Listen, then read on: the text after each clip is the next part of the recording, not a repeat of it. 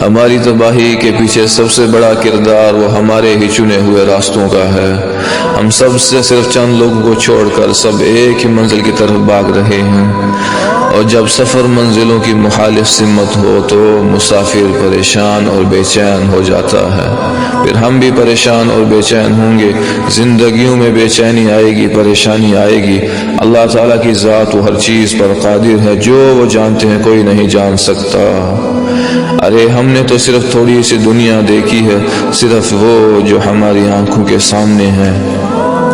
اللہ اس پوری دنیا کے نظام کو چلا رہے ہیں، پھر اس دنیا سے ہٹ کر آسمانوں کا نظام، جنت دوزخ کا نظام، دنیا میں سمندروں کا نظام اور سمندروں میں رہنے والے جانداروں کا نظام، ان کا رزق، ان کی ضرورتیں، ان کی فریادیں، جنگلوں کا نظام، ان میں رہنے والے جانداروں کا نظام، ان کا رزق، ان کی ضرورتیں اور ان کی فریادیں، جنات کا نظام، ان کی ضرورتیں، ان کی فریادیں، پھر پوری کی پوری کائنات میں بسنے والے انسانوں کا نظام، سارے انسانوں کی ضرورتیں، ان کا رزق، ان کی فریادیں، ان کا رونا، پھر فرشتوں کا نظام۔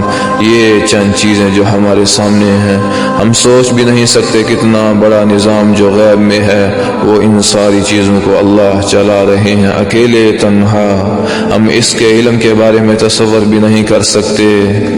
ہر اندھیرے میں چھپی چیزوں کو وہ جانتا ہے، ہمارے سینوں میں جو کچھ ہے وہ انہیں بھی جانتا ہے، ایک مظلوم کے سینے سے نکلنے والی آہ کو بھی جانتا ہے، وہ ہماری ہر ضرورت کو بھی جانتا ہے۔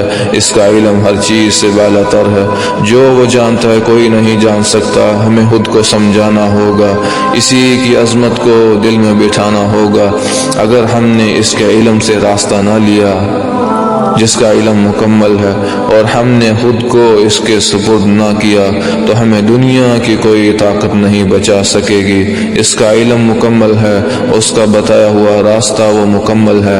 اگر ہم اس راستے سے ہٹ گئے تو میں بیان نہیں کر سکتا ہم کن اندھیروں میں چلے جائیں گے۔ ایک بہت بڑا نظام جو ہماری آنکھوں سے اوجھل ہے، ہم اس کا تصور بھی نہیں کر سکتے۔ اس جہان میں ایسی ایسی بالائیں ہیں جو ہمارا جینا مشکل کر دیں گی۔ اس دنیا میں خیر و شر دونوں موجود ہیں۔ جس راستے کی طرف اللہ اور اس کے رسول ہمیں بلاتے ہیں وہ خیر کا راستہ ہے، اس سے ہٹ کر سارے راستے شر کے ہیں جو ہماری دنیا بھی اور آخرت کو بھی تباہ کر دیں گے۔ انسان کمزور ہے، اس کا علم اور اس کی عقل ناقص ہے۔ ہمیں ان کے پیچھے چلنا ہوگا جن کا علم مکمل ہے۔ کبھی تنہائی میں بیٹھ کر غور کرنا کہ جن جن چیزوں سے ہم متاثر ہیں، جن جن چیزوں پر ہمیں فخر ہے، ان سب کی شروعات کہاں سے ہوئی اور ان سب کا اختتام کہاں پر ہوگا۔ صرف اگر ایک اسی بات پر غور کر لیا، اسے سمجھ گئے تو ساری بات سمجھ میں آ جائے گی۔